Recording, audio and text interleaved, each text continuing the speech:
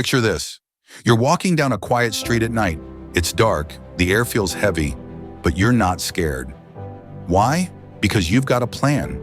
You've taken self-defense classes, you're alert, and you know how to handle yourself if push comes to shove. You're not out here looking for a fight, but if one finds you, you're ready. That calm, that unshakable peace doesn't come from weakness, it comes from preparation. What if I told you that this same mindset could unlock peace in every corner of your life? Today we're diving into a truth that's echoed through history and can transform the way you face the world. If you want peace, prepare for war. At first glance, it sounds paradoxical, doesn't it? Peace and war don't seem like they belong in the same sentence. But here's the kicker. Being ready for conflict doesn't invite it, it prevents it. Think about a house with a top-notch security system. Burglars see the cameras and move on. Or a nation with a strong military. Its enemies think twice before crossing the border. The strength to defend yourself creates a shield that keeps chaos at bay. This isn't about flexing muscles or picking fights. It's about building a foundation so solid that you can stand tall, no matter what comes your way. And here's the best part. This doesn't just apply to armies or alarms, it applies to you. Let's rewind the clock. This idea isn't some modern motivational buzzword, it's ancient wisdom. The Roman general Vitellius put it best over 1,500 years ago. Si vis pacem, para bellum. If you want peace, prepare for war. History backs him up. During World War II, Switzerland stayed neutral, untouched by the chaos around it. Why?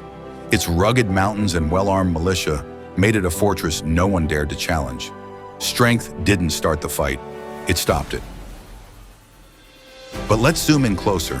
This isn't just about borders and battles, it's about the wars we fight every day. What's your war? Maybe it's a tough talk with a friend who's been distant, or a job interview that could change your life.